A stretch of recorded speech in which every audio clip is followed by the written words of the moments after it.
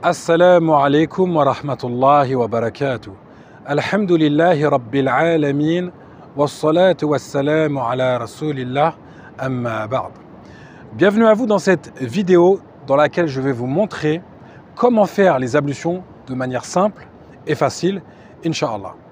Cette vidéo est adaptée à tout âge, aussi bien que pour les enfants qui commencent à faire la prière et qui ont besoin de savoir comment on effectue les ablutions, que pour les adultes qui viennent de se convertir à l'islam et qui veulent apprendre à faire les ablutions.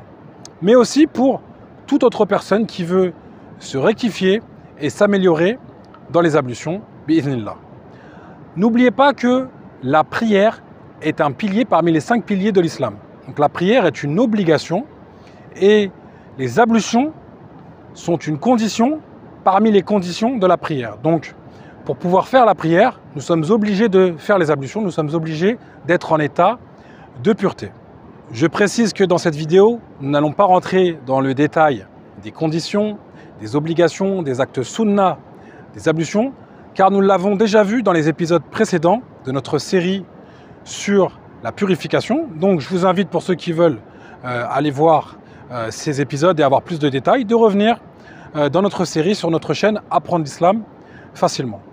Dans cette vidéo, ça va être simple, Inch'Allah. Je vais vous montrer comment faire les gestes.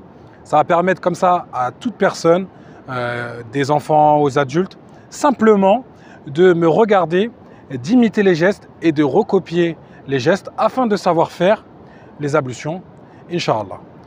De nos jours, nous avons des robinets avec de l'eau courante à la maison ou à la mosquée. Mais à l'époque du prophète sallallahu alayhi wa sallam, ils utilisaient des récipients d'eau.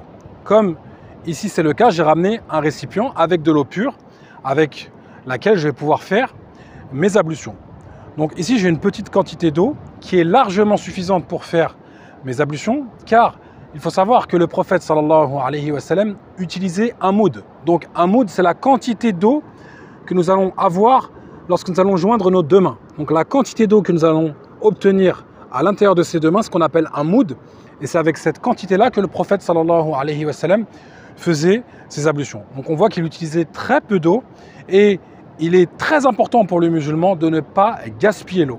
Donc faites attention lorsque vous allez utiliser l'eau, de ne pas la gaspiller, d'utiliser une petite quantité. Ceux qui n'ont pas de récipient, dans certains endroits, ils sont obligés d'utiliser des robinets. Alors essayez d'avoir un débit assez limité et de couper le robinet entre le lavage de chaque membre afin d'éviter de gaspiller de l'eau. Avant de commencer nos ablutions, nous allons avoir l'intention d'effectuer les ablutions. Donc l'intention, simplement, c'est dans notre cœur. Nous avons l'intention d'effectuer les ablutions.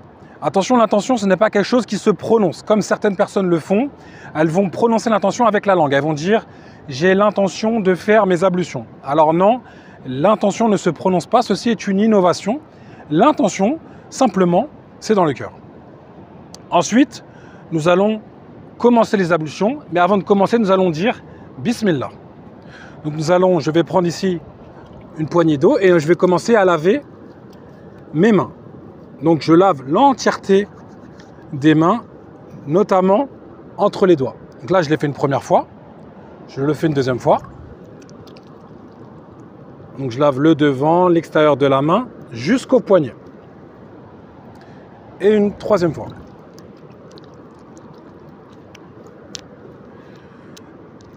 Une fois que j'ai lavé les mains, je vais maintenant passer au lavage de la bouche et du nez. Donc le lavage de la bouche, qu'on appelle en arabe al-madmada, et le rinçage du nez, qu'on appelle en arabe al-istinshaq, je vais le faire avec une seule poignée d'eau. C'est-à-dire que je vais prendre une poignée d'eau et avec la même poignée, je vais mettre une partie dans ma bouche et une partie dans mon nez avec ma main droite. Et ensuite, je vais expulser avec ma main gauche. Donc ça, c'est important. On utilise une seule poignée pour faire la bouche et le nez en même temps, car c'était la façon de faire du prophète sallallahu alayhi wa sallam. Donc je vous montre. Je prends une poignée d'eau. J'ai fait rentrer l'eau avec la main droite dans ma bouche et dans mon nez et je l'ai expulsée avec ma main gauche. Donc je vous montre une seconde fois, Inch'Allah.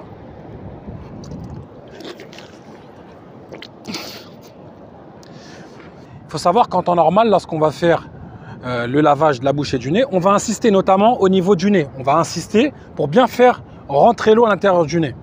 Mais lorsqu'on jeûne, lorsqu'on est en état de jeûne, on ne va pas insister. Pourquoi? Parce qu'il est possible que si on insiste, l'eau rentre au fond du nez et redescende par l'intérieur et rentre dans l'estomac, ce qui va annuler le jeûne. Donc lorsqu'on jeûne, on ne va pas insister, on va laver mais sans insister, Inch'Allah. Donc je vous montre une troisième fois, Inch'Allah.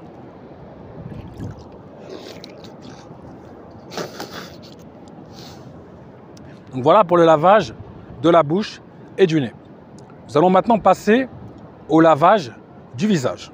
Donc je prends une poignée d'eau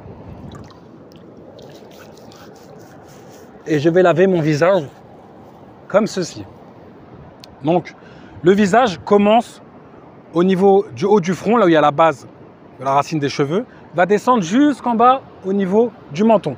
Et sur les côtés, de la base de l'oreille jusqu'à l'autre base de l'oreille. Donc le visage, c'est toute cette partie inclue. Donc attention, lorsqu'on va le laver, on ne va pas oublier une partie. On lave bien l'entièreté du visage, notamment en dessous des yeux, notamment au niveau de la moustache, notamment en dessous de la lèvre, et on n'oublie pas les tempes. Parce qu'on va voir certaines personnes, lorsqu'elles vont laver, elles vont juste laver comme ça le visage, elles vont oublier cette partie-là et les parties sur le côté. Donc je vous montre une seconde fois.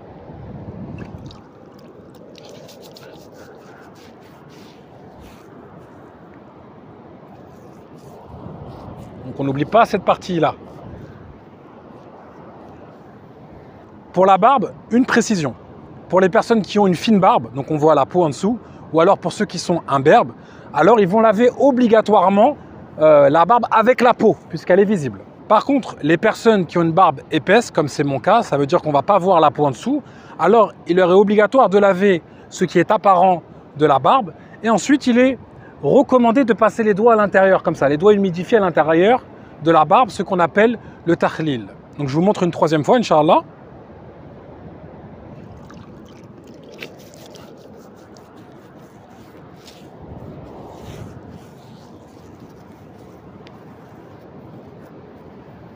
Voilà pour le lavage du visage. Donc je vous précise aussi une chose, c'est que depuis le début, je vous montre le lavage 3 fois. Il faut savoir que l'obligation, c'est de laver au moins une fois le membre. C'est une obligation. Par contre, on peut rajouter une deuxième fois, ce qui est sunna, ou une troisième fois. Attention, il ne faut pas rajouter une quatrième fois ou une cinquième fois. Le maximum, c'est 3 fois. Celui qui rajoute plus, alors ceci est de l'exagération, ceci est de la transgression et ceci est contraire à ce que nous a montré le prophète sallallahu alayhi wa sallam. Donc je vous répète, on lave au minimum une fois, donc on peut faire une fois chaque membre, ou 2 fois chaque membre, ou 3 fois chaque membre, mais pas plus. Et on peut également par exemple laver une fois les mains, 2 fois la bouche avec le nez, 3 fois les visages. On n'est pas obligé de suivre le nombre de fois. L'essentiel c'est de faire au minimum une fois et de ne pas excéder 3 fois. Maintenant nous allons passer au lavage des avant-bras. Donc on va commencer par le bras droit. Donc le bras droit, je précise une chose importante. Il y a beaucoup de personnes, elles vont commencer ici. Elles vont commencer ici en se disant j'ai déjà lavé les mains au début, donc je commence là. Non, lorsqu'on va laver l'avant-bras, il faut laver l'entièreté du membre. Donc ça commence du bout des doigts jusqu'au coude inclus. Donc le coude aussi, il faut le laver. Le coude aussi, il faut le laver. Et lorsqu'on va laver le membre, on lave aussi l'intérieur, l'arrière, les ongles. On lave l'ensemble du membre. Donc je vais vous montrer, Inch'Allah. Donc on prend de l'eau, donc on commence bien du bout, l'intérieur, l'extérieur. On fait le tahlil également, c'est une sunna, entre les doigts. Donc vous voyez bien l'extérieur du bras, l'intérieur, jusqu'au coude. Je vais vous le faire une deuxième fois, Inch'Allah. Donc là, il faut bien que l'eau pénètre sur l'entièreté du membre. Donc ça aussi, c'est important parce que pour les femmes, si elles mettent du vernis et qu'elles font leurs ablutions, l'eau ne va pas atteindre les ongles, donc ce n'est pas correct. Il faut que l'eau atteigne l'entièreté du membre. Donc ça, c'est important pour les femmes. Si elles veulent mettre du vernis pendant les périodes de menstrues, lorsqu'elles ont leurs règles, donc là, il n'y a pas de problème parce qu'elles ne peuvent pas faire la prière. Mais en temps de pureté, lorsqu'elles doivent faire la prière, elles ne doivent pas mettre du vernis, sinon lorsqu'elles vont faire les ablutions, ça ne va pas atteindre l'entièreté du membre et notamment ici, les ongles. Donc je vous montre une troisième fois, Inch'Allah. Ça permet comme ça de de bien voir. Donc on n'oublie pas l'extérieur de l'avant-bras, l'intérieur, jusqu'au coude. On va faire la même chose pour l'avant-bras gauche.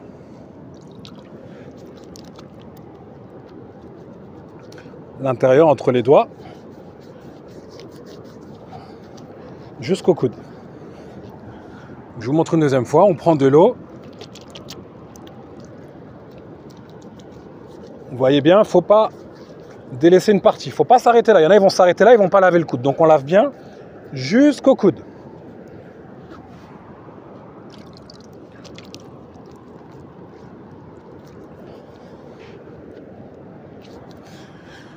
Nous allons maintenant passer, Inch'Allah, à l'essuyage de la tête. Donc là, j'insiste bien, je n'ai pas dit lavage, j'ai dit essuyage. Donc l'essuyage, on va prendre un tout petit peu d'eau. Donc on va humidifier nos mains. Je n'ai pas pris une poignée d'eau, j'ai humidifié mes mains et je vais essuyer la tête. Donc la tête va commencer ici, au niveau de la base des racines des cheveux. Je vais aller en arrière et je vais revenir comme ceci jusqu'au devant et je vais enchaîner avec les oreilles. Puisque les oreilles font partie de la tête. Donc je vous montre une seconde fois. Je prends un petit peu d'eau, j'ai humidifié mes mains, je commence à essuyer la tête, du devant je vais à l'arrière, je reviens et ensuite j'enchaîne avec les oreilles. Et attention, lorsqu'on va essuyer les oreilles, on ne va pas reprendre de l'eau à nouveau. Ça fait partie du même essuyage puisque les oreilles font partie de la tête. Et donc je vais rentrer mes index dans mes oreilles comme ceci. Et avec l'index, je vais nettoyer l'intérieur de l'oreille et avec le pouce, je vais nettoyer l'extérieur de mon oreille. Donc là, j'insiste bien, hein, c'est un essuyage, c'est pas un lavage et on le fait qu'une fois l'essuyage. Là, je vous ai montré plusieurs fois, c'est pour vous montrer comment faire. C'est à titre d'enseignement. C'est pas 2 fois ou 3 fois. C'est un seul et même essuyage pour la tête qui englobe la tête avec les oreilles puisque les oreilles font partie de la tête. Et j'insiste aussi, ce n'est pas un lavage. Donc des fois, on va voir des gens, ils prennent une poignée, ils vont laver leurs cheveux. Non, c'est une erreur. Il s'agit ici d'un essuyage. Nous allons maintenant passer au lavage des pieds. Donc, le lavage des pieds, on va bien laver l'intégralité du pied, l'intégralité du membre, notamment les doigts de pied, le dessous du pied, le talon jusqu'aux chevilles. Donc les chevilles ici jusqu'aux chevilles, Inch'Allah. Donc, je vous montre. Donc je prends une poignée d'eau. Donc on va bien nettoyer le pied. Ce qu'on peut faire également, le tahlil, c'est une sunna, de laver entre les doigts de pied avec le petit doigt de la main gauche. Donc on lave bien le dessous du pied, notamment le talon jusqu'aux chevilles. Je vous montre une seconde fois.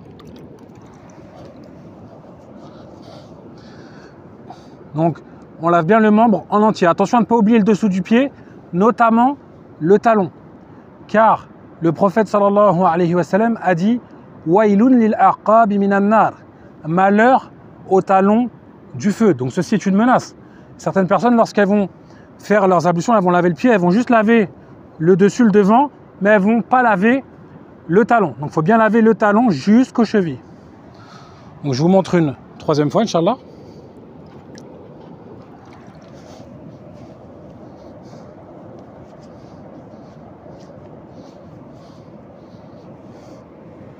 Pareil pour le pied gauche. On prend de l'eau et on va laver le membre. On va laver entre les doigts le pied, le dessus du pied, le dessous, avec le talon, l'arrière du talon, jusqu'aux chevilles. Je vous montre une deuxième fois. On n'oublie pas le talon, je le répète parce que ça c'est une erreur qui est courante. Je vous montre une troisième fois.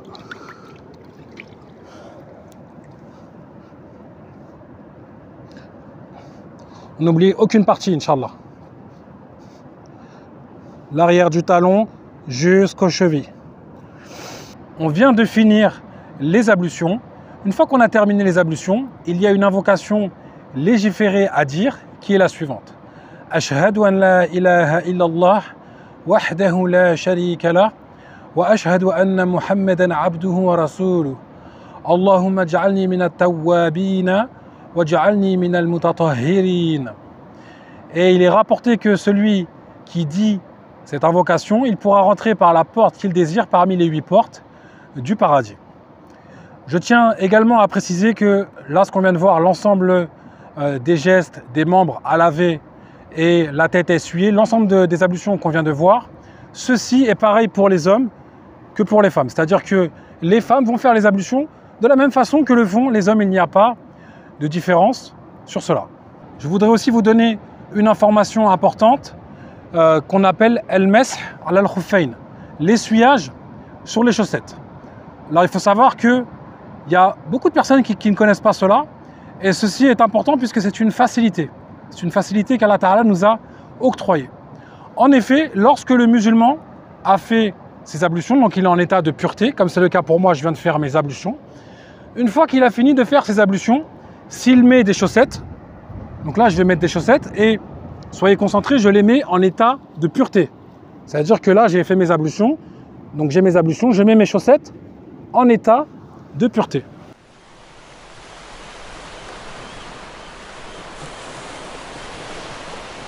Donc là j'ai mis mes chaussettes, mais ça peut être aussi des chaussettes en cuir ou des chaussures. Une fois que j'ai mes chaussettes, s'il m'arrive plus tard de perdre mes ablutions et que je dois refaire à nouveau mes ablutions, eh bien sachez que je vais refaire mes ablutions normalement, sauf qu'au moment où j'arrive au lavage des pieds, je n'aurai pas besoin d'enlever mes chaussettes pour laver mes pieds. J'aurai simplement à essuyer par-dessus. Pourquoi? Parce que lorsque j'ai mis mes chaussettes, je les ai mises en état de pureté. Et ceci est une grande facilité. Donc simplement, celui qui perd ses ablutions, il avait mis ses chaussettes en état de pureté. Plus tard, il a perdu ses ablutions. Au moment de refaire ses ablutions, donc il refait ses ablutions comme on l'a vu, sauf qu'au moment d'arriver au lavage des pieds, il n'enlève pas ses chaussettes. On voit beaucoup de gens qui enlèvent leurs chaussettes qui refont parce qu'ils ne connaissent pas. Et ça, il y a beaucoup de gens qui l'ignorent et ceci est une rukhsa, ceci est une permission, ceci est une facilité. Donc au moment d'arriver aux pieds, au lieu de les laver, on va prendre un petit peu d'eau comme ceci, on va humidifier nos mains et on va simplement essuyer le dessus de nos chaussettes comme ceci. On va essuyer du devant vers l'arrière une seule fois. Et certains pourraient se dire je n'essuie pas en dessous. Non, on n'essuie pas en dessous. La manière légiférée, c'est comme je vous l'ai montré, comme ceci. Du devant vers l'arrière, c'est comme ça qu'on essuie, qu'on fait le mesh, l'essuyage. Et pourquoi on ne fait pas en dessous? Simplement parce que le prophète sallallahu alayhi wa sallam ne l'a pas fait comme cela. C'est ainsi qu'il nous l'a montré, de cette manière-là, et on essuie qu'une seule fois. Là, je vous ai montré plusieurs fois pour vous montrer, mais on essuie qu'une seule fois. Avant de finir cette vidéo, je vous propose de regarder un récapitulatif. Tout d'abord, comme nous l'avons vu, nous devons avoir l'intention de faire les ablutions. Et cette intention ne se prononce pas, mais elle se trouve dans le cœur. Ensuite, avant de commencer les ablutions, on dit « Bismillah ». On commence par laver les mains jusqu'aux poignets. On lave ensuite la bouche et le nez avec la même poignée d'eau qu'on insère avec la main droite et qu'on expulse de la main gauche. Puis, on lave le visage. Le visage débute du haut du front, de la base des racines des cheveux jusqu'au menton et de la base de l'oreille jusqu'à la base de l'autre oreille. On lave ensuite les avant-bras en commençant par l'avant-bras droit. Le lavage se fait du bout des doigts jusqu'au coude inclus, sans oublier aucune partie du membre. Après cela, on essuie la tête une fois. Il s'agit ici d'un essuyage et non d'un lavage, contrairement aux autres membres. Et on n'essuie qu'une seule fois. On n'ajoute pas un deuxième ou un troisième essuyage. Les oreilles font partie de la tête, on les essuie donc avec la tête. On finit par laver les pieds en commençant par le pied droit. Le lavage se fait des orteils jusqu'aux chevilles, sans oublier le dessous du pied, le talon et l'arrière du talon. Le minimum de lavage pour chaque membre est d'une fois. On peut ajouter une seconde fois ou une troisième fois, mais on ne dépasse pas 3 fois. Et ceci est valable pour chaque membre, sauf pour la tête qu'on essuie qu'une seule fois. En espérant que ce contenu était clair et précis, n'hésitez pas à partager la vidéo autour de vous afin de permettre à d'autres personnes qui veulent apprendre à faire les ablutions ou pour d'autres à se perfectionner. N'hésitez pas également à vous abonner à la chaîne Apprendre l'Islam facilement afin de profiter des prochains contenus, Inch'Allah. Qu'Allah vous préserve, qu'Allah vous accorde la réussite. هذا والله أعلم وصلى الله على نبينا وسلم. apprendre l'islam facilement.